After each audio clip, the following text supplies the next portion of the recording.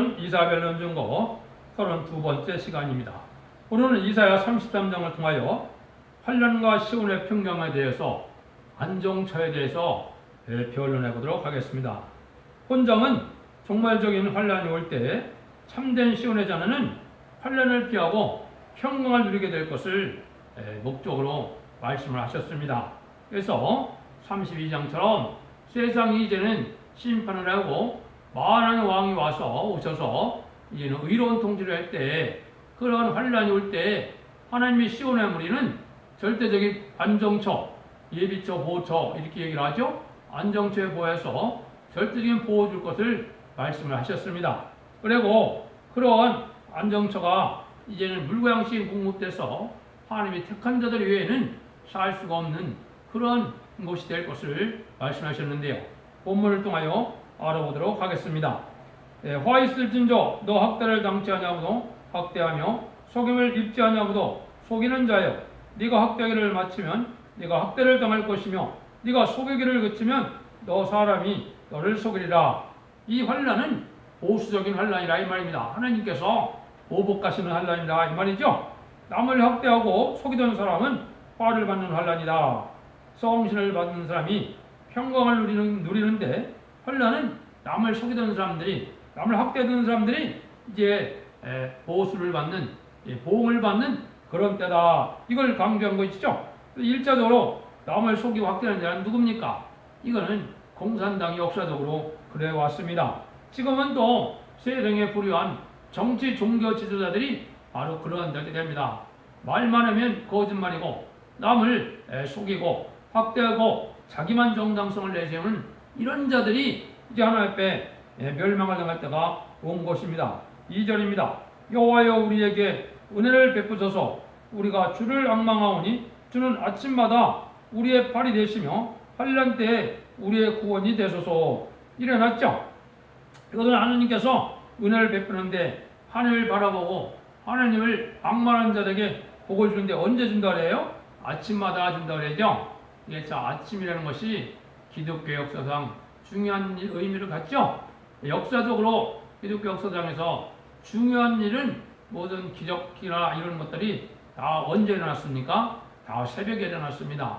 그래서 이 새벽에는 지금 여기서 말하는 걸 보면 새벽 기도를 말한다고 볼 수가 있습니다. 그래서 아침마다 이제 은혜를 베풀게 된다 이 말이죠. 그래서 새벽 기도 무장을 받고 새벽에 은혜를 받아야 된다. 이 지금도 여러분들이 변론을 듣는 이것도 새벽마다 하나님이 그 은혜를 주어서 깨우침을 줘서 변론하게 되는 것이 확실하다는 것을 말씀합니다. 이것은 여러 군데 예언이 되어 있습니다. 여기만 있는 것이 아니고 또 스바냐 3장 4절 5절에서도 보면 그 선제들은 의인이 경솔하고 간사한 자요 제사장들은 성수를 더럽히고 율법을 범하였도다. 그 중에 저 거하신 여호와는 의로우사 불을 행치 아니하시고 아침마다 간든 없이 자기 공의를 나타내시거늘 불의한 자는 수치를 알지 못하던도다. 아침마다 간단 없이 자기 공의를 나타낸다 했죠. 아침마다 여기서 변론하는 것이 이 변론이 공의인데요. 시대적인 진리가 공의입니다. 하나님 말씀만이 이 시대에 참다운 공의가 되는 것이죠. 왜? 주권자이기 때문에 그렇습니다. 그래서 이 시대는 예언의 말씀을 읽고 듣고 지키는 자의 복을 받을 때이기 때문에 십자가의 의를 전하는 것보다도 예언의 말씀을 전하는 것이 이 시대의 공의가 됩니다. 아침마다 전한다리죠. 여러분들이 아침마다 전하는 것이 전 세계적으로 지금 받을 수 있는 그런 일이 되는데요. 이것이 또 어디도 말씀을 했나요? 이사야 50장 4절에도 말씀을 하셨습니다.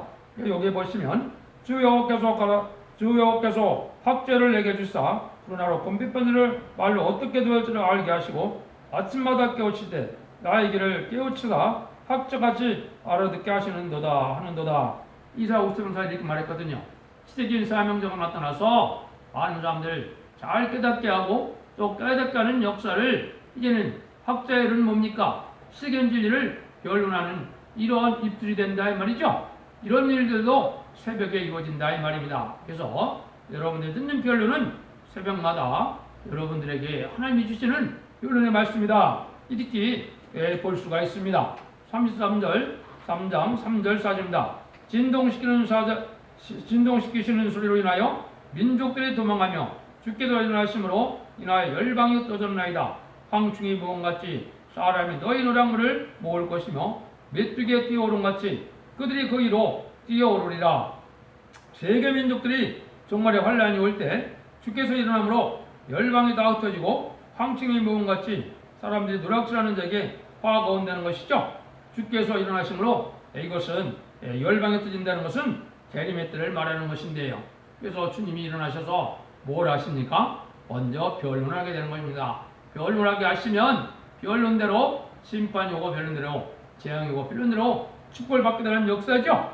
그래서 이 메뚜기 군대는 여러 군데를 찾아보면 북방 군대, 공산당 군대를 메뚜기라고 했음을 알게 됩니다. 요엘서 2장 25절에도 보면 때가 전에 너에게 보낸 큰 군대 곧 메뚜기와 늑과 황충과 팥중에 먹은 횟수대로 너에게 갚아주리니겠죠. 또 공산당의 이런 군대를 얘기했고요. 또 나음서 3장 15절에도 보면 거기서 불이 너를 삼키며 칼이 너를 베기를 늑이 먹는 것 같이 하리라. 내가 늑같이 스스로 많게 할지어다. 내가 메뚜기같이 스스로 많게 할지어다. 메뚜기 군대가 많다는 거죠. 국방 군대가 많은 거지요. 군인이 가장 많은 나라가 어딥니까? 그것은 중공과 어떻게 보면 지금 북한이 되지요. 나라에 비해서 북한도 얼마나 군대가 많습니까? 이것이 메뚜기 군대다. 5절입니다. 여호와께서는 지존하시니 이는 높은 데 거하심으로 공평과 의로 시온에 충만케 하심이라. 여호와께서 이때 공평과 의로 시온에 충만케 하신다. 주께서 일어나실 때 황충같이 일어나는 악당들이 일어나지만 우리에게는 피해를 묻히지 못하는 일이 있는데 이것은 시대기 하나님의 말씀에 순종하는 자에게 나타나는 열매라 이 말입니다. 그래서 하나님은 이 진리대로 역사하신 것이 공평과 의입니다. 그래서 문화나 도덕적 가치 기준은 나라마다 틀릴 수 있지만은 이 진리의 말씀은 온 세계가 다 공평한 그러한 공평과 의가 되겠습니다. 여러분들이 그걸 이 시대에 잘 생각해야 되는데 우리에게 지금 보배가 있다는 거죠. 6절입니다. 너 시대를 평안함이 있으며 구원과 지혜 주식이 풍성할 것은 여호와를 경외함이 너의 보배니라. 구원과 지혜와 지식이 풍성하게 된다 이거죠. 이것은 하나님을 아는 지식을 많이 알므로 시대적인 복을 받게 된다 이 말이죠. 하나님을 아는 지식은 어디에 있다고 그랬습니까? 예언서 계시록에 있습니다. 주님을 아는 지식은 사복음서에 있고 성령을 아는 지식은 사도행전과 편지서에 있지만은 여호와 하나님을 아는 지식은 이 예언서와 계시록에 있는 겁니다. 이걸 잘 아는 것이 뭐가 됩니까? 너희를 여호와를 경외 너희 보배니라 그랬죠. 여호와를 보배하는 것만이 이 시대에 참된 보배같이 구원의 복을 평강을 누리게 된다. 이것을 말씀하신 겁니다. 그래서 이제는 구원과 지혜와 지식이 풍성하면 하나님을 경외하게 되고 이 경외하게 되면 환란과 재난에 하나님이 이제 절대적인 보호 속에서 복을 받게 된다 이 말입니다. 그래서 그런 구원함을 받는 것이 참으로 중요하겠죠. 그래서 우리가 이러한 하나님의 지혜와 지식을 잘 아는 것이 중요하죠. 하나님의 섭리를 잘 깨달는 것이 되겠고 하나님이 이때 이 세상에 사랑의 섭리가 무엇인지를 아는 것이 되겠죠. 그것이 바로 왕국 건설과 새 시대인데요. 심판과 새 시대인데 이것은 환란과 재앙을 통해 심판하고 천년평화 왕국의 새로운 시대를 열어주고자 하는 것이 하나님의 뜻이고 이 성경에는 세계 통일의 지식이 무엇인지를 알게 하는 그런 지식이 들어있고 또 선과 악이 어떻게 구분되며 의와 불의가 어떻게 구분되며 정과 부정이 어떻게 구별되는 것도 다 성경 말씀에 있습니다. 그래서 성경 말씀에 순종하는 것만이 의롭고 경건하고 깨끗해지는 방법이 되겠다 이 말입니다. 7절입니다. 보라 그들의 용사가 밖에도 부르짖며 평화의 사신들의 슬피 곡하며 이것은 환란이 올 때는 종말의 환란인데 환란이 올 때는 어떤 세력이 강해진다 했습니까?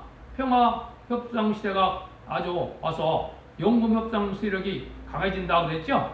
그런 자들이 멸망을 당한다 이 말입니다. 슬피 운다 이 말입니다. 지금도 한국을 보더라도 김대중 정권, 노무현 정권, 이 문재인 정권은 다 용금 협상 세력들이죠. 이것이 통곡하는 날이 곧 온다 이 말입니다. 그래서 지금 최후의 발악을 하는 그런 시대인데요. 흑암 세력들이 이것이 북방공산당과 공산당을 좋아하는 그런 마귀의 세력들이 아주 악한 일을 가장 많이 행하는 때다 이 말입니다. 이런 자들이 곧 이제 슬기올 때가 온다 이 말이거든요. 그게 환란입니다. 그럼 어떤 때 어떻게 되느냐? 8절이죠. 대저광 빼며 행연이 끊치며 대적이 주역을 파하고 성읍들을 멸시하며 사람을 생각지 아니하며 이 인위적인 평화주역은 때가 되면 깨지게 되는데 이 자들은 사람들의 평화를 생각하는 자들이 아니다. 아무리 조약을 맺고 협상을 해보면 뭐합니까? 지키지 않고 거짓말로 다 나오는데 그게 무슨 의미가 있겠습니까? 지금부터 김일성부터 김정일이 김정은에서 그 약속을 지켜 나온 것이 거의 있습니까? 입에 바르는 소리고 속이기 위한 그런 소리였거든요. 이런 자들이 바로 이제는 멸망할 때가 오는 것이 이 종말이다. 그래서 하나님도 악의 세력을 이게 무작정 허락하는 것이 아닙니다. 그래서 악의 세력이 이제 멸망할 때가 된 것이 심판대인데 그것이 바로 한국에 그런 때가 임했다고 볼 수가 있는 겁니다. 9절입니다. 땅이 슬퍼하고 세전하며 레바논은 부끄러워 마르고 사르는 사막과 같고 바산과 갈멜은 목욕을 떨치는다. 이것은 아무리 레바논같이 목재가 많고 사람같이 곡창이고 또 바산과 갈멜같이 과일이 풍성하고 다 목장이 많은 그릇인지라도 다 황폐가 된다 이 말이죠. 신앙 준비가 된 자들이 사는 곳에는 이제 이렇게 많은 것이 황폐될 것을 얘기하는 겁니다. 그래서 세상은 먹고 살만하고 화려한 세상 같지만은 심판을 할 때는 이 황폐돼서 멸망이 오게 된다 이 말입니다. 어떻게 황폐가 되느냐? 이제 10절 11절입니다. 여호와께서 가라사대 내가 이제 일어나며 내가 이제 나를 높이며 내가 이제 극히 높이 오리니 너희가 표를 잉태하고 집을 해산할 것이며 너희 호흡은 불이 되며 되어 너희를 삼킬 것이며 민족들은 불에 굽는 불 같겠고 배에서 불에 사르는 가시나무 같으리로다. 이것 하나님께서 일어나서 이제 지금은 잠잠해 계시니까 하나님이 안 계신 것 같고 하나님을 막 비방을 하고 멸시하고 그러지만은 하나님의 심판의 역사가 나타날 때는 세상이 깜짝 놀라게 되는 역사인데 이때 어떻게 되는 거예요? 너희들이 하는 짓은 다 멸망할 줄만 했다 이 말이죠. 이게 특별히 공산당 세력과 불의한 정권들의 세력이 하는 일이 또 그렇죠. 또 속화된 기업권과 이게 거짓 선제에 격분되는 일이 다 축제 같은 일을 합니다. 근데 이때는 어떻게 했는데 너희 호흡이 불이 된다 그랬죠. 마지막에는 핵무기까지 터질 걸 다 말씀한 겁니다. 그래서 이제 여섯째 이제 일곱째 대접이 이제 그 대접장이 이루어질 때 핵무기가 터지는 일이 있대요. 그때가 바로 아마게돈 전쟁 때인데 그때 이렇게 다 민족들은 불에 굽는 햇불 같게 된다 이렇게 말씀하셨거든요. 그래서 이런 것이 이제는 하나님의 역사가 진행되는 시점인데 한국은 선진국이기 때문에 먼저 그런 일이 벌어지고 있게 되는 겁니다. 13절 14절입니다. 너희 먼 데 있는 자들아 나의 행한 것을 들으라. 너희 가까이 있는 자들아 나의 권능을 알라. 시온의 죄인들아 두려워하며 경건치 않은 자들이 떨며 이르기를 우리 중에 누가 한 기름 불과 함께 거하겠으며 우리 중에 누가 영영에 타는 것을 함께 거리오. 하나님의 역사에 관심 없는 자들은 이게 또 먼 데는 자들이겠죠. 예언이 성취되는 걸 알지 못하다가 이 멸망이 온다 이 말입니다. 하나님을 경외하는 자들도 하나님의 말씀에 떨고 순종해야 이 복을 받게 될 것을 얘기한 거죠.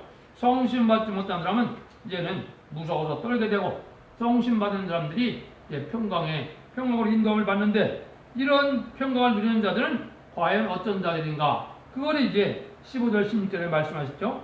오직 의롭게 행하는 자, 정직지 말하는 자, 토색한 재물을 가증히 여기는 자, 손을 흔들어 뇌물을 받지 않는 자, 길을 막아 피를 흘리려는 끼를 듣지 않는 자, 눈을 감아 악을 보지 않는 자, 그는 높은 곳에 거하리니 견고한 바위가 그의 보장이 되며 그 양심은 공되고 건물은 끝쳐지지 않으리라. 하나님은 의롭고 정직하고 불의와 동참치 않고 뇌물을 받지 않아 이런 자들을 하나님이 새 시대에 복락을 누리게 된다 이 말이거든요. 이런 자들은 또 특별히 높은 곳에 간다 그랬죠. 이것은 세대 왕권의 축복을 받게도 된다 이 말입니다. 세상이 호흡이 되는 이때에 세상의 불이 세상의 공기가 호흡이 되는 이때에 살아남을 자들은 바로 이런 사람이라는 겁니다. 그래서 다시 한번 강조하면 첫째 의롭게 행해야 된다. 두 번째, 정직지 말아야 된다. 세 번째, 불의한 재물을 가증히 보아야 된다. 네 번째, 뇌물을 받지 않아야 된다. 다섯째, 악한 말을 듣지 않아야 된다. 여섯째, 악한 일을 보지 말 것이다. 이것은 악한 일에 동참해서는 안 된다 이 말이죠. 이런 자들에게 이제 세상이 멸망할 때 물과 양식이 공급된다 이 말이죠. 여기 옛날에 광야에 이스라엘 백성들이 어떻게 살았습니까? 광야에 아무것도 없지만 농사도 짓지 않았지만은 물과 양식을 다 하나님의 청군 역사로 공급받는 일이 있었죠. 반석에서 물이 나오는 역사라든가 만나를 먹는 역사라든가 메추리를 먹는 역사 이것이다. 초능력적이죠. 이런 것처럼 이제 인간 중에도 물과 양식 공급되는 때가 우리에게 온다 이 말입니다. 그래서 이런 복락을 누리게 된 것이 아주 중요한 때다 이 말이죠. 17절입니다. 너희 눈은 그 영광 중에 왕을 보며 광활한 땅을 목도했고 영광 중에 왕을 본다 그랬죠. 이거는 만왕의 왕을 영접하는 영광을 누리게 된다 이 말이거든요. 이게 얼마나 이게 복된 겁니까? 이거는 세세의 축복을 받게 된다 이 말이거든요. 18절 19절입니다. 너희 마음에는 두려운 것을 생각하여 내리라. 계산한 자가 어디 있으며 공대를 측량하던 자가 어디 있으며 망대를 기도한 자가 어디 있느냐. 내가 강포한 백성은 다시 보지 아니하리라. 그 백성은 방언이로서 네가 알아듣지 못하며 말이 이상하여 네가 깨닫지 못하는 자니라. 이런 사람들은 바로 어떤 사람들이냐. 인간적인 물질적인 그러한 욕심에 들어가서 세상 부경을 누리고 고관대작을 지내면서 세상에 영원히 살 것처럼 사는 자들인데 때가 되면 이것이 아무 소용이 없다 이 말입니다. 그래서 이게 말도 안 통한다고 그랬죠. 이거는 애정으로 쓰는 언어 같지도 그게 틀린 거죠. 세상에는 너무나 마귀적인 말을 많이 하겠죠. 음란빛 사체 타락해서 죄가 누구나 돼서 동성연애 이런 거를 찬송하는 이런 문화가 됐죠. 이런 자들하고는 언어까지도 틀리다. 지금 컴퓨터를 사용하는 게다 보니까 그런 경우도 너무 그렇죠. 그래서 성신을 바뀌어요. 성신 충만을 입는 사람들은 세상에서 봤을 때는 오히려 미친 사람 취급을 받는 그런 때라는 것을 우리가 알아야 됩니다. 이때 이제 하나님이 어떻게 하느냐. 하나님이 놀라운 안정처를 제공하신다 이 말입니다. 20절 21절입니다. 우리의 절개 지키는 시온성을 봐라. 내 눈에 안정한 소속된 예루살렘이 보이리니 그것이 옮겨지지 아니할 장막이라. 그 말뚝이 영영이 뽑히지 아니할 것이며 그들이 하나도 끊지지 아니할 것이며 여기서 거기서 위험 중에 우리와 함께 계시리니 그것은 마치 노디라는 배나 큰 배가 동행치 못할 넓은 하수나 강에 들린 같을 것이라. 대제 여호와는 우리의 재판장이시오 여호와는 우리에게 율법을 세우신 자시오 여호와는 우리 왕이시니 우리를 구원하실 것입니다. 이때 하나님이 이제 도저히 살아날 수 없는 이때 하나님이 안정처를 예비하시고 그곳에는 절대적인 보호 역사가 있다 이 말이죠. 여기 보면 노디라는 배나 큰 배가 통행치 못할 그런 하수나강이 들린 것 같다고 그랬죠. 여러분들 실제 보면 중국 같은 데 가서 보면 왕궁 근처에 뭘 봤습니까? 큰 하수를 팠죠. 그래서 그러한 호수 같은 걸 파는 이유가 뭡니까? 안정되게 적들이 쉽게 접근하지 못하게 하는 것이죠. 그런 거나 마찬가지로 하나님이 이렇게 절대적인 보호해주는 그런 곳이 있다는 겁니다. 이것이 안정처라 이 말입니다. 그래서 하나님이 천군 천사를 동원해서 절대적인 보호를 받게 되는 곳이 있다. 이것이 진리 앞에 의롭고 경건하게 살아가는 자들에게 하나님이 보호하는 역사가 있을 것을 얘기한 겁니다. 이런 안정처가 이런 세계 도처에 있게 되는데 먼저 한국이 이제 환란지역이 오냐면 한국 전체가 이런 안정처가 되는 그런 고장이 될 나라가 될 것입니다. 하나님은 한국이 선지국이기 때문에 환란도 먼저 오지만은 평강도 먼저 누리게 될 것을 우리가 알게 됩니다. 그래서 말세종을 통하여 인도함을 받는 자에는 그 안정처는 들어갈 수가 없는 겁니다. 그래서 이때 시대적인 사명자를 잘 만나는 것이 여러분들이 복을 받는 방법입니다. 그래서 이것은 예언서 계시록을 본문대로 다른 기준을 전하는 그 말씀을 순종하는 자들에게 복을 받게 될 것을 말씀하신 겁니다. 이것이 안정처라의 말입니다. 그래서 우리가 다니엘서 12장 1절에 보면 환란과 전에 네 민족을 호호하는 미가엘 대군이 나타난다 그랬죠. 그래서 이거는 하나님이 정한 때가 돼서 하려니 보면은 천군 전쟁을 통해서 하나님이 택한 종들과 택한 백성을 보호하는 역사가 있을 걸 얘기했는데 이것이 먼저 한국에 해당이 되는 일입니다. 이럴 때 어떤 자들이 이제는 들어가지 못하느냐가 나오죠. 23절, 24절입니다. 너의 돛대줄이 풀렸었고 돛 때문에 든든하지 못했고 돛을 달지 못하느냐. 이것은 신앙 준비를 완전히 못한 자를 이렇게 말씀을 하는 겁니다. 그래서 합당치 못한 자, 신앙 준비가 되지 않은 자는 이곳에 가지 못하고 멸망케 된다. 이런 얘기를 한 거거든요. 이런 일들이 하나님 앞에 이뤄질 걸 얘기했는데, 그래서 안정처에서 합당치 않은 자가 있다면은 이 질병이라 이런 곳에서 다 멸망을 당하게 되는 그런 역사가 있을 것을 말씀을 하신 겁니다. 그래서 하나님이 이제는 때가 되면 많은 재물을 탈지어 누리니 저는 자도 그 재물을 취할 것이고 그 거하면 내가 병들어는 하지 아니할 것이며 거기 거하는 백성이 사지함을 받으라 그랬죠. 그래서 병들어도 다 합당치 않은 데 죽기 때문에 병들지 아니한 사람만 살아남는다 이 말입니다. 그래서 하나님이 선택적으로 이거는 복받을 백성들만 이 복을 받게 될 것을 얘기를 한 것이죠. 그래서 결론을 말씀드리면 이제 안정죄는 악인이 없게 되고 하나님께서 아무리 어려운 환란이 와도 당연히 택한 백성은 조금도 피를 당치 않게 하도록 보호해서 남은 자가 되게 하시는 것이 하나님의 방법이다. 누구든지 하나님의 말씀에 순종하는 사람은 안정죄에서 벌받아 세대 영광을 누리게 될 것이다. 하나님은 사람이 어려 벗어날 수 없는 종말의 환란이 오게 하는 동시에 택한 자로 피를 당치 않고 안정죄에 보호해주고 물광식이 공급돼서 평안을 누리게 될 것을 말씀한 겁니다.